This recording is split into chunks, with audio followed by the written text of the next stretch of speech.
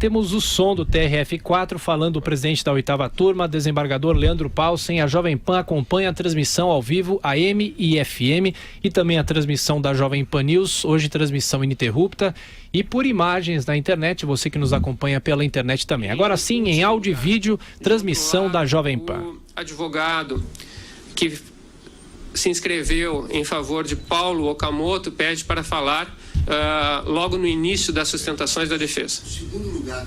Ok.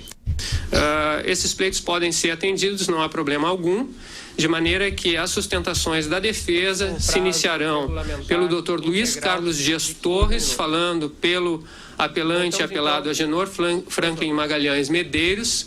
Na sequência, teremos a fala do Dr. Fernando Augusto Henriques Fernandes, pelo apelante e apelado Paulo Okamoto, e então, por fim, Dr. Cristiano Zanin, falando pelo apelante e apelado Luiz Inácio Lula da Silva, todos com o prazo regulamentar integral de 15 minutos. Então, voltamos então, havia uma inscrição prévia, o advogado declina o seu direito de fazer. Inclusive o presidente do TRF4, professor Vila, falando sobre o tempo dos advogados de defesa. Vai ter um advogado representando o Paulo Okamoto. A gente viu agora há pouco o Cristiano Zanin Martins apresentando uma questão de ordem, e esse é o desenrolar, porque no começo quem vai falar, como nós já destacamos aqui, tem a apresentação, a leitura do relatório pelo desembargador João Pedro Gebran Neto. Na sequência, quem vai falar, Maurício Gerum, que representa o Ministério Público Federal. Ele terá a palavra por 30 minutos, depois teremos a fala dos advogados. E falando justamente agora, o desembargador João Pedro Gebran Neto, que está lendo o relatório. Vai começar a ler o relatório. Aonde o juiz sintetizou a acusação nos seguintes termos: a apresentação penal tem por objeto uma fração dos crimes de um sistema de corrupção havido no seio da Petrobras. Alega o Ministério Público que o ex-presidente da República, Luiz Inácio Lula da Silva, teria participado conscientemente desse esquema criminoso, inclusive tendo ciência de que os diretores da Petrobras utilizavam seus cargos para recebimento de vantagem indevida em favor de agentes políticos e partidos políticos. Por outro lado, o Grupo OAS, presidido pelo acusado José Aldemário Pinheiro Filho, também conhecido por Léo Pinheiro, seria um dos grupos empresariais que teria pago sistematicamente vantagem indevida em contratos da Petrobras a agentes públicos e agentes ou partidos políticos. Estima o Ministério Público Federal que o total pago em propinas pelo Grupo OAS, decorrente das contratações dele pela Petrobras, especificamente nos consórcios Ernest e Recompar, teria alcançado a cifra de R$ 87.624.971,26, correspondente a 3% sobre a parte correspondente da construtora OAS nos referidos empreendimentos. Parte desses valores, cerca de 1%, teriam sido destinados especificamente a agentes políticos do Partido dos Trabalhadores e teriam integrado uma espécie de conta corrente geral de propinas que o Grupo OAS e agentes do Partido dos Trabalhadores mantinham. Desses valores, R$ 3.738.738, diz a acusação, teriam sido destinados especificamente ao ex-presidente Luiz Inácio Lula da Silva. Os valores teriam sido corporificados na disponibilização ao ex-presidente do apartamento 164A, triplex, do condomínio Solares, na matrícula que numero. Ainda, o apartamento teria sofrido reformas e benfeitorias a cargo do Grupo OAS para atender ao ex-presidente, sem que houvesse igualmente pagamento de preço. Estima o Ministério Público Federal que os valores da vantagem devida seriam de cerca de R$ 2.424.991,91 e discrimina esses valores. Nessa linha, alega ainda que o Grupo OAS teria concedido ao ex-presidente vantagem indevida consubstanciada no pagamento das despesas de R$ 1.313.747 havidas no armazenamento entre 2011 e 2016 de bens de sua propriedade ou recebidos como presentes durante o mandato presidencial. O repasse do apartamento e as reformas, assim como o pagamento das despesas de armazenamento, representariam vantagem indevida em um acerto de corrupção e estratagemas subreptícios utilizados para que esses repasses e pagamentos constituindo lavagem de dinheiro. Luiz Inácio Lula da Silva responderia por corrupção passiva e lavagem de dinheiro. José Aldemário, presidente do Grupo OAS, ao tempo dos fatos, responderia por corrupção ativa e lavagem de dinheiro. Agenor Franklin Magalhães Medeiros, diretor da consultora OAS, responderia por corrupção ativa. Fábio Ionamini. Muito bem, os senhores estão ouvindo aí o relatório sendo apresentado pelo desembargador Pedro Gebran Neto. O relatório, para o ouvinte, é um negócio até chato, porque dependendo do tamanho do processo, ele demora 1 hora. Essa fala é por meia hora pelo menos, José. Não, ele não tem tempo não, ele relata o tempo que quiser. Ele conclui seu relatório. Ele não vota, ele só apresenta os fatos do processo. Vai relatar a questão do fato, as testemunhas, a sentença em si, sem votar. Depois é que ele dá a palavra, imagina, ao Ministério Público, porque o órgão acusador fala primeiro, e depois os advogados das partes. E, afinal, o voto dos desembargadores, começando pelo Gebran. Ele, sendo o relator, é o primeiro a votar. Você acha possível, José Walter, terminar às 15 horas, como eles pretendiam ou não? É possível. É possível? É possível, porque o tempo de fala dos advogados é muito rápido, é 15 minutos. E os votos são menos não, aí extensos os que os do votos, Supremo? Os votos o juiz não tem tempo. Então, mas costumam ser até a mesma extensão do Supremo, não? Não sei. Nem sei como se manifesta a corte. Mas, evidentemente, Augusto, como ele sabe que todas as televisões do mundo estão voltadas para ele vai aproveitar para mostrar o rosto um tempo maior. No vocabulário. Exato. Só quero lembrar que o Paulo Camoto, presidente do Instituto Lula, ele foi absolvido pelo Moro, mas mesmo assim ele recorreu à segunda instância, ao TRF4, pedindo que se reconheça que a doação da empreiteira OAS para o Instituto Lula não constitui crime. Então era esperado que ele usasse a parte dele aí da defesa nesse julgamento para emplacar as narrativas políticas, usar como palanque, inclusive porque o advogado dele, o Fernando Fernandes, subestabeleceu como advogados também os deputados petistas Vadir Damus e Paulo Teixeira, que são praticamente braço direito e braço esquerdo do Lula. Eles eram esperados aí para usar o tempo da defesa do Paulo Camoto como uma espécie de palanque, mas esses deputados, pelo menos até aqui, ainda não apareceram. Jovem Pan segue acompanhando o julgamento do ex-presidente Lula, que começou praticamente em cima da hora, no horário marcado, 8h30 da manhã, e falando o desembargador João Pedro Gebran Neto, que está lendo o relatório.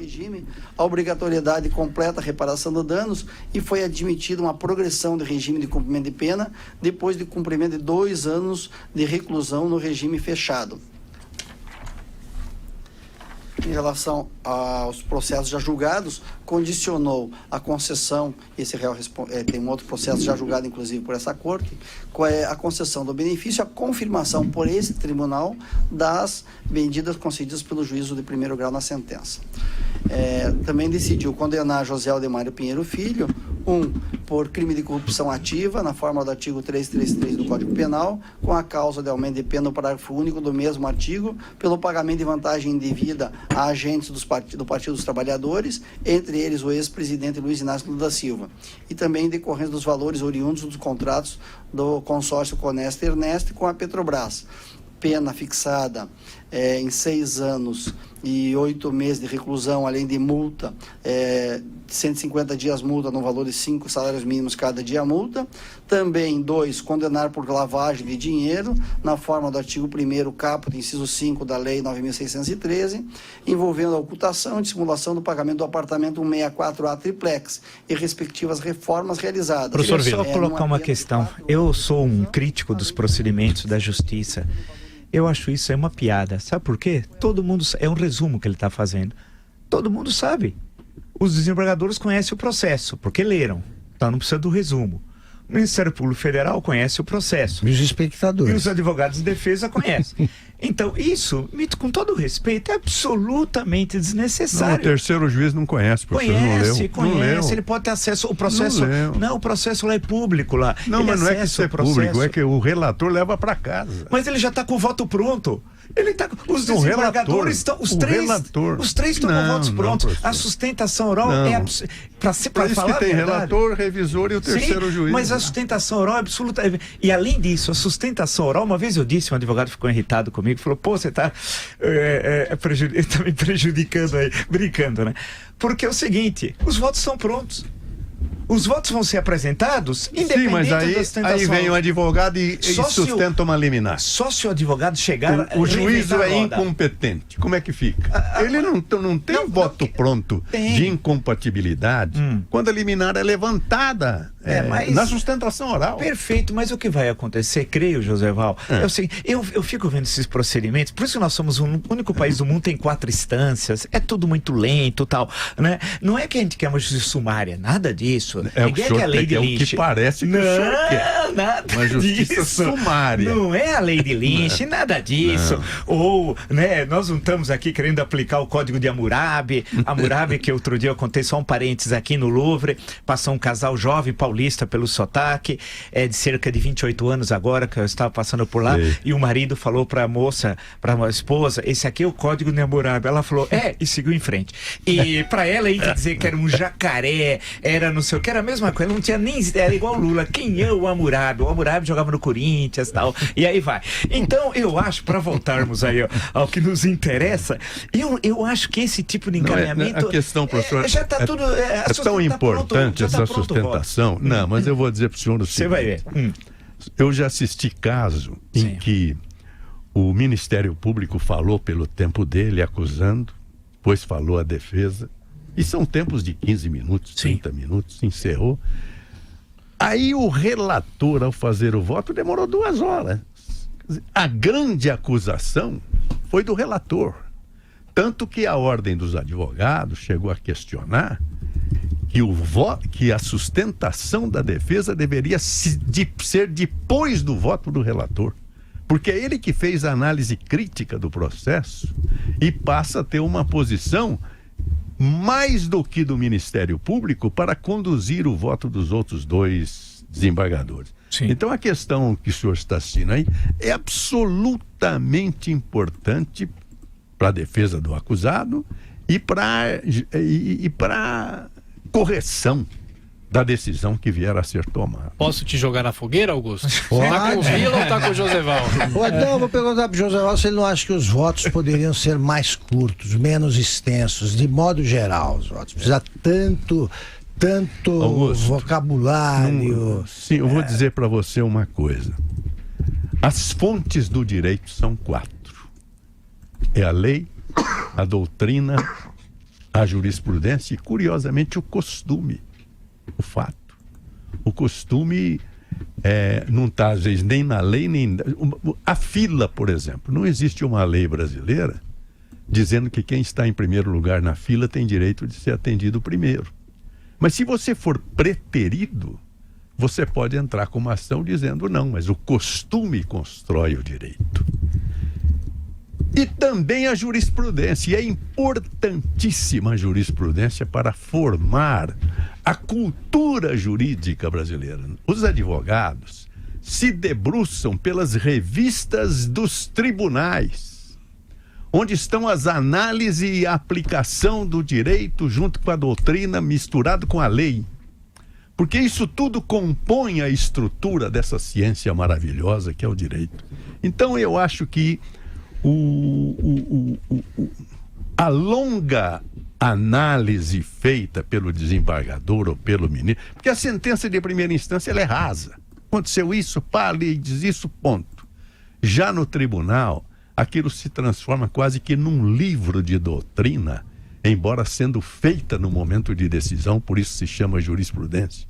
Para você ter uma ideia, só a revista dos tribunais tem quase 1000 edições, 1000 volumes. Digo para você que eu tenho todos, desde o número 1. E lá está toda a cultura jurídica dos tribunais brasileiros. E nasce agora, na análise feita por experts, que são os desembargadores e os ministros, em cima daquele fato.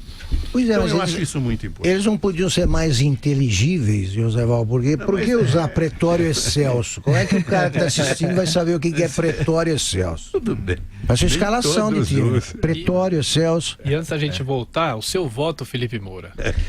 Não, eu quero fazer uma observação, na verdade, que um integrante do TRF4 tinha dito semanas atrás, eu lembrei aqui no meio dessa discussão, o seguinte: disse anonimamente ao jornal o Globo: o importante não é só condenar ou absolver, é convencer o país.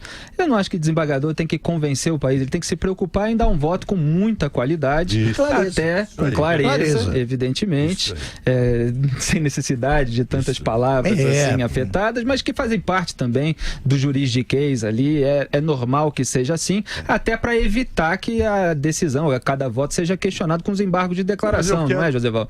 Que visam combater a omissão, a obscuridade, contradição, tudo isso. Então, cabe a cada desembargador fazer o voto mais claro e detalhado possível para não dar margem às defesas, principalmente se for em caso de condenação. Depois desse ato que nós estamos assistindo, pelas próximas décadas, nas universidades brasileiras, os professores de direito constitucional, de direito penal e processo penal vão se reportar no famoso julgamento tal dia em Belo Horizonte, o desembargador tal manifestou-se assim, tal, a respeito dessa questão. A questão, por exemplo, que vai ser posta, que eu já referi aqui, da incompetência do juízo, que o fato foi aqui no Guarujá, em São Paulo.